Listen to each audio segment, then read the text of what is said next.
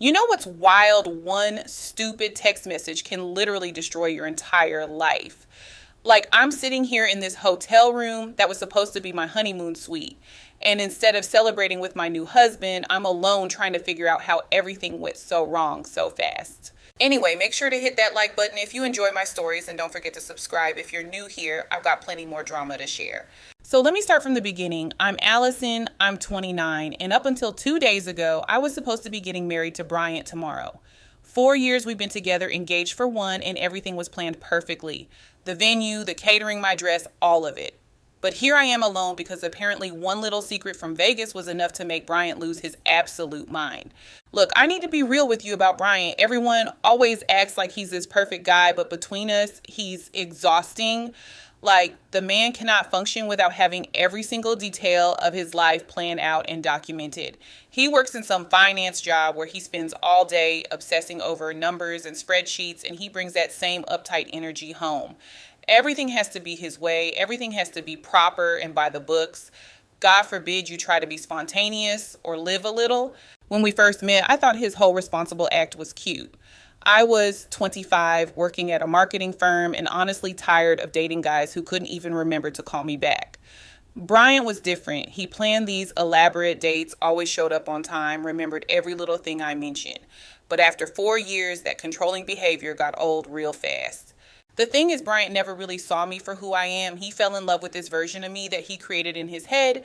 This woman who wanted the same boring, structured life he did, but I'm not that person.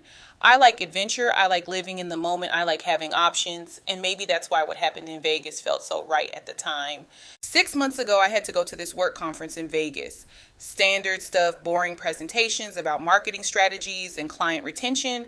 But when I found out Ronald was going to be there, Ronald, my ex from college, I decided to extend my stay for the weekend.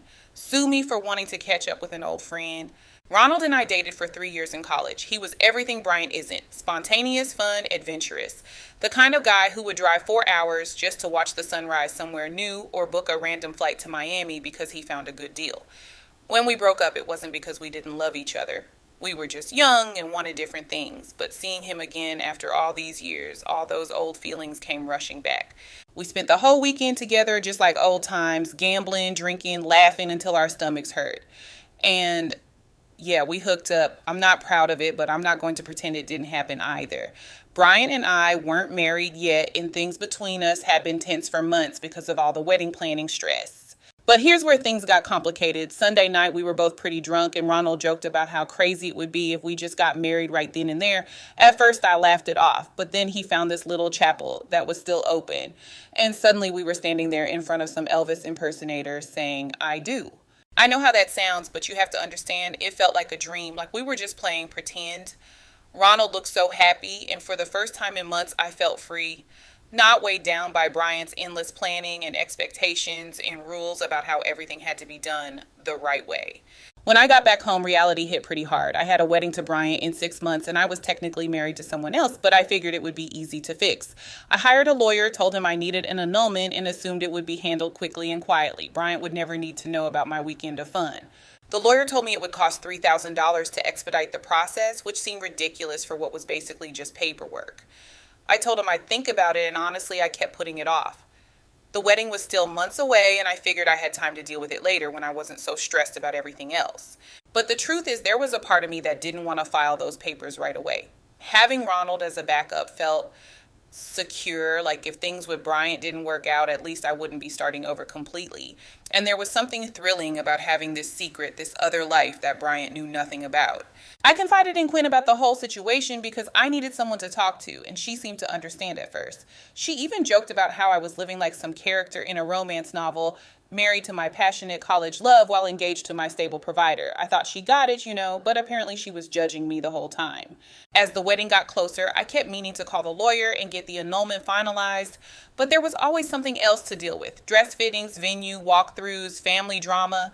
And honestly, Bryant was being such a control freak about every single detail that I was starting to have second thoughts about the whole thing anyway. The week before the wedding, Quinn kept pestering me about whether I'd told Bryant about Vegas yet. She kept saying I needed to come clean, that it wasn't fair to him, blah, blah, blah. But what she didn't understand is that some things are better left unsaid. Bryant would have overreacted and made it into this huge dramatic thing when it was really just a silly mistake that I was fixing. So Thursday I left for my bachelorette party weekend feeling pretty good. The annulment would get sorted out after the honeymoon. Bryant would never know about my Vegas adventure, and we could start our marriage with a clean slate. Quinn was being weird and quiet, but I figured she was just stressed about her maid of honor duties. Friday afternoon, everything fell apart because of one stupid text message. I was getting my nails done with the other bridesmaids when Quinn's phone started buzzing like crazy. She kept checking it and getting more and more anxious, which was annoying because we were supposed to be celebrating. Finally, she excused herself to make a phone call, and when she came back, she looked like she was going to throw up. "I need to tell you something," she said, pulling me aside. "I accidentally sent a text about Vegas to Bryant instead of you." I felt my stomach drop. "What kind of text?" I asked if you told him about Vegas yet, and he responded asking for more details. I wanted to strangle her right there. Like, how do you accidentally send a text to the wrong person about something that sensitive? But I tried to stay calm and figure out how to handle it. Maybe I could convince Brian it was just about the boring work conference part. But then Quinn told me she'd already talked to him on the phone and basically spilled everything. She said she couldn't lie to him anymore, that the guilt was eating her alive. The guilt, what about loyalty to your best friend? "He's coming here," she said, "to the hotel. He wants to talk to you." I couldn't believe it. My own best friend had betrayed me, and now Bryant was going to ruin our entire bachelorette party with his drama. I tried to convince Quinn to call him back and smooth things over, but she refused. She actually had the nerve to say that I should be thanking her for forcing me to tell the truth. When Bryant showed up at our hotel suite, I knew immediately that Quinn had told him everything. He had this cold, angry look on his face that I'd never seen before. All the other girls were drunk and giggling, having a great time, and then he walked in like some dark cloud, ready to ruin everything. "We need to talk privately," he said, not even bothering to say hello or acknowledge that this was supposed to be my special weekend. I tried to play a cool act, like whatever Quinn had told him was no big deal. "Babe, whatever it is can wait until after the party." But then he said Vegas, Ronald, Chapel, and I knew there was no talking my way out of it. The whole room went dead silent. 8 of my closest friends just staring at us like we were some reality TV show. I was humiliated. This was supposed to be my weekend, my celebration, and Bryant was destroying it because he couldn't handle one little secret. I tried to get everyone to leave so we could discuss this privately, but Bryant took charge and basically kicked everyone out of the room that I had paid for. Well, technically he had paid for it, but still. The way he just took control and sent my friends away like they were children was so typical of his controlling behavior. Once we were alone, I tried to explain everything rationally. The Vegas thing was just a drunken mistake. The annulment was almost finalized. I hadn't told him because I didn't want to stress him out before the wedding. But Bryant wasn't listening to reason. He was too busy being self-righteous and judgmental. "You're legally married to another man," he kept saying like I didn't already know that. "If we went through with this tomorrow, our wedding would be invalid." "No one would know," I pointed out. "It's just paperwork. I'm getting it fixed." But Bryant couldn't see past his rigid moral standards. He kept going on and on about bigamy and fraud and all these legal terms that didn't even apply to our situation. I mean, it's not like I was trying to scam anyone or commit some major crime. I just wanted to handle a personal situation quietly without involving him in the drama. That's when I realized how little he actually trusted me. Here I was trying to protect him from unnecessary stress, and he was acting like I was some criminal mastermind. It was insulting. "This is so typical of you, Bryant," I finally said. "Making a huge deal out of nothing. It's just paperwork that I'm fixing. Why can't you just trust me?" But instead of recognizing how hurtful his reaction was, he got even more angry, started going off about how I'd been lying to him for 6 months, how everyone in my bridal party knew except him. Like, sorry for not wanting to burden him with every little detail of my life. Then he had the audacity to tell me to get out of the hotel room the night before our wedding with all our family and friends already in town. I laughed because I thought he was joking. "You're not serious. The wedding is tomorrow. People flew here for this." "The wedding's off," he said like he was commenting on the weather. I couldn't believe what I was hearing. He was willing to throw away 4 years together, embarrass both our families, and waste thousands of dollars over a technicality that I was already fixing. It was the most selfish thing I'd ever seen him do. "Think about the deposits," I begged him. "The guests, my parents flew in from Florida." "Your parents knew too, didn't they?" he asked. I didn't answer, which apparently was answer enough for him. Yeah, I had told my parents about the Vegas situation because I needed someone to talk to. And they agreed that it was better to handle it quietly rather than create unnecessary drama. But Bryant saw that as some huge betrayal instead of recognizing that we were all trying to protect his feelings. I spent the next hour alternating between crying and trying to reason with him, but his mind was made up. He wanted me to pack my stuff and leave like I was some stranger he was kicking out instead of the woman he'd supposedly loved for 4 years. We can still fix this, I told him as I was gathering my things. Get married next month after the papers are filed. Please, Bryant. But he just stood there with his arms crossed watching me pack like he couldn't wait for me to be gone. It's not about the paperwork, Allison. It's about the 6 months of lies. Lies I was protecting him. There's a difference. The next morning, what should have been my wedding day, I woke up to my phone exploding with calls and texts. Brian had apparently spent the night calling vendors and family members to cancel everything. My beautiful wedding day was ruined, and he didn't even have the courtesy to let me help manage the situation. I tried to do some damage control on Facebook, posting about how Brian had gotten cold feet and canceled last minute. I wasn't going to air our dirty laundry for everyone to see, so I kept it classy and just said I was heartbroken, but wished him the best. But apparently that wasn't good enough for everyone. My phone started ringing nonstop with people wanting details and explanations. My dad called first, demanding to know what this nonsense was about canceling the wedding. Did she tell you why I canceled? I heard Brian ask when my dad called him. The whole thing was so humiliating. Instead of being on my honeymoon, I was fielding phone calls and trying to explain to everyone why my fiancé had abandoned me over a stupid mistake. But the worst part was when Ronald called. Apparently, Bryant had contacted him directly to ask about the annulment papers. Ronald had been trying to get married to his girlfriend for 2 years, and I kept telling him the paperwork was in process. When Bryant told him I'd never actually filed anything, Ronald completely lost it. Dude, I think she never intended to file, he told Bryant. She told me once that being married to me was her backup plan. I mean, that's not exactly what I said, but whatever. The point is, Ronald threw me under the bus just like everyone else instead of having my back when I needed support. The worst betrayal came from Quinn, though. A few days after the canceled wedding, she posted screenshots of our private text conversations on Facebook. Messages where I had admitted that I liked having Ronald as a backup husband, that I thought it was kind of romantic being married to my college love while engaged to Bryant.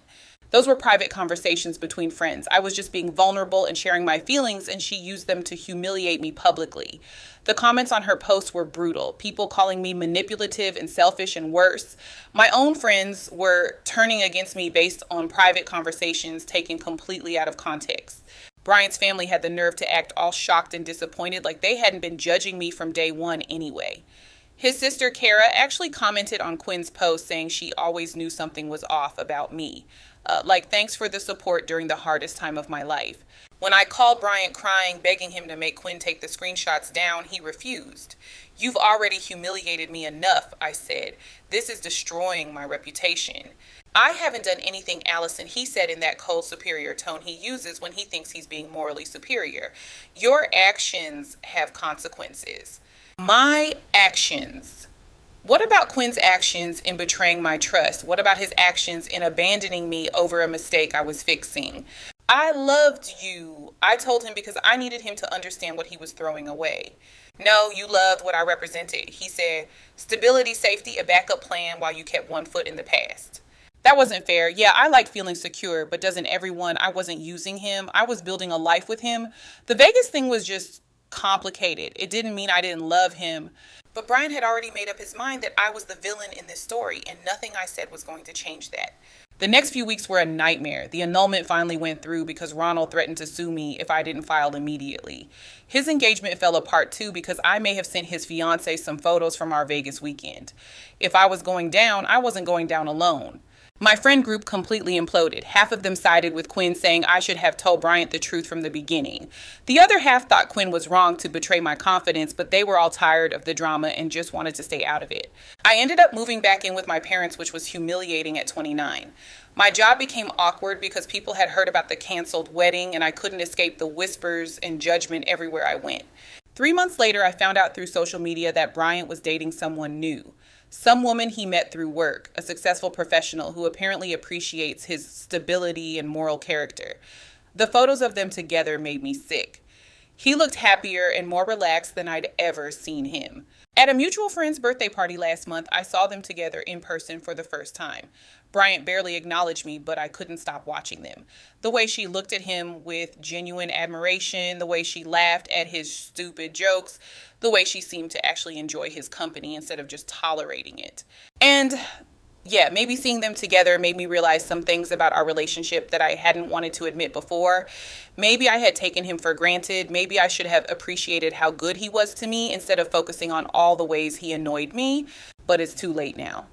I lost the best thing in my life because I made one mistake and everyone decided to blow it completely out of proportion. Bryant got to play the victim and move on with his perfect new girlfriend while I'm stuck dealing with the fallout of everyone else's overreactions. The truth is, I did love Bryant. I know I didn't always show it the right way, and yeah, maybe I made some questionable choices.